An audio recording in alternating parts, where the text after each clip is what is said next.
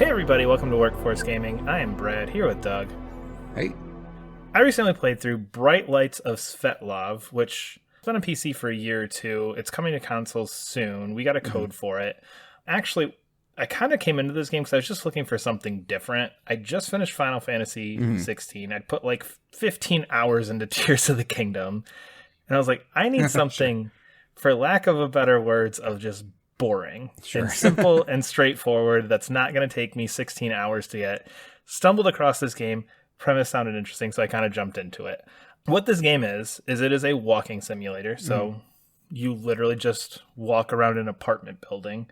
You get to go outside twice, but you walk around an apartment building. That's it. And it's set in the 80s in the USSR, kind of early before the downfall of the Soviet Union. And basically it's just telling the story of the family. And one of the things that drew me to this is like the description of this game, if you go and read it, is like the most mundane description of a game I've ever read, where it's like, do the dishes, make your bed, clean up the apartment, and find out what happened to this family.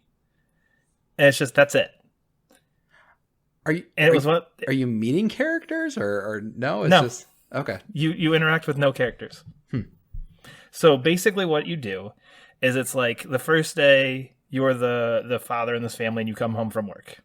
You clean up the apartment a little bit, you see a note, you read the note, and then it switches to your wife. Your wife comes home, she does a few things around the apartment, da-da-da-da-da. You find out you have a daughter, da-da-da-da. And just all it is it's just you do these like really mundane tasks. And as you're doing this, you're just finding out more and more about this family. And the game is, for lack of a better word, boring, but it's very intentionally so, where it's just like, this is supposed to just be you kind of just sitting down, getting to know more and more about this family as your character kind of comments on things in the apartment, comments on what's going on around it, reads different things on notes, like you find your daughter's report card and you're disappointed, like those types of things. That's like my question is there like a narrator? Is like your character like literally talking or not really? It's more just like comments on different things. Like it's like, I think I left that down in the garage. I better go to the garage. Oh, okay. So you'll see like a text on screen or something, or it's voice as gotcha. well. But or like you pick up your daughter's work, like, oh, really again? And then you say like that kind of stuff. And again, the game is just that's what it is. It's just walking around finding these things. It's an interesting kind of like, again, cultural perspective. It is very much just a bland apartment, but again, 80s USSR, that's what you've got. And it's just a lot of like going through and doing these daily tasks. It does give you that lingering feeling. And I think this is actually why I played through the whole thing. And I think it took me maybe an hour and a half, maybe 2 hours. It has that lingering feeling of like shit's about to go down the whole time. Interesting. And mild spoilers, like it doesn't. Oh, fun. Which is like, it's almost this weird, unique thing in and of itself, and it's why I ended up kind of enjoying it, because I would say I was probably an hour and 15 minutes. It was about that point where, you're like, okay, is this thing just wasting my time? Because nothing really has happened that's important this entire time. Yeah. And that's where you kind of start to get hints of like something happening. I don't even want to get too much into it. It weirdly is based on a true story, which makes the ending hit very hard, because you're like, okay, this thing's happening. And again, I mean, I'm sure you can read into what's probably happening or what's going to happen with this family. But, and then at the end, it does like the like true story movie of like, here's a real life picture with like a 4-sentence description of like what happened and what you just saw.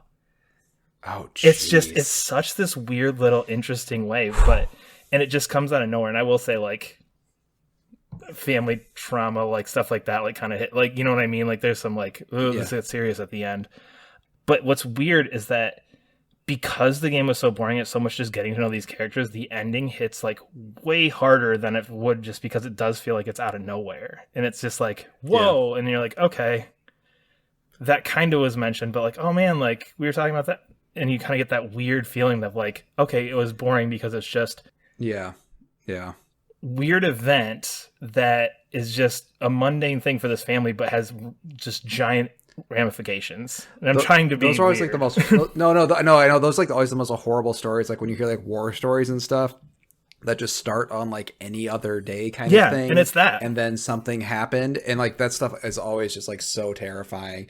Especially stuff like, you know, coming out of Ukraine and stuff too. It's just like, oh, we were just in the city center or whatever. And it's just like, it was a normal day and then shit happened. And it very much, like, holy crap. And it very much has that where it's just like, yep. And that's why it works, because it's just like, oh yeah, nope, they were just doing the dishes. And then, oh yeah, I forgot this in my car. I got to go down to my car and get this. And oh yeah, I went and it's just like, oh, and now this. Oof. Yeah. So it's an interesting, weird little game. There's not really much more to talk about with it. I mean, it's small. It's an indie game. It doesn't look the best. Like, there was like one little hiccup I had with it. I ran into a couple of problems where it's like, go get the keys. And it's like, well, I would have left the keys on the kitchen table, but apparently we leave them in the drawer in the living room. Like, I had a few of those moments where I think like I just spun around and it was like, I literally have interacted with everything in this apartment. Where are the damn keys? It does suck sometimes with the games like this, like when you're like really trying to, for lack of a better role play in them, you're like, okay, we're going to be mundane, we're going to be mundane, and then like even stuff like that just kind of like breaks the immersion for like a second. Where you're like, okay, now I'm a frustrated gamer, man. Like, now I'm just pissed. Like, and there's no walk. This is a tiny little indie game. There's no walk through to Google to figure out where are the keys in Act 3. Like, oh, they're in the entertainment center across from the chair. I know they should be on the kitchen table or on that hook next to the door. But again, like as I'm saying this, it's like, that's what happens with my keys every day. So maybe that's intentional. Sure. That's fair. That's fair. There's not much else to say about it. It's one of those games where just, I think in like, especially a year like this, where it just seems like every game is giant. Like every game is 20 hours and is just intense as could be. Final Fantasy, Dead Space, Zelda, all these things. It's just like, I just felt like I needed to change a pace for a minute. And this game was like hit perfectly in the moment. I think like it's just one of those things where just, okay, let's just take a step back and play something completely out of left field. And that's what this was for me. I mean, I do love walking simulators. They're amazing and there should be infinitely more of them.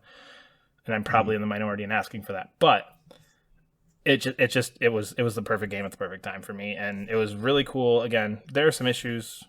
It is very dry intentionally. So just know that going in, that you're not getting aliens invading and coming and sucking people up halfway through. It is funny though, for like, you can think of all like the AAA games and how much they need to like impress a player or something like that's like, actually here's this really small thing that's an hour and a half and it probably has a more poignant ending than watching two giant monsters get crap at each other. Exactly. And and you don't need that bombastic finish. You don't need that. And there's a few hints that like different things are coming. Like at one point you get like a letter from like, I don't remember exactly who. I think it was like KGB or something like that. Like you get like a letter that's like, oh, something's happening and this is bad. And of course, then that's where that tension comes from, that something's going to happen. But it ultimately just, it is what it is. And it's interesting. It's something that might be worth checking out if you kind of are looking for a change of pace.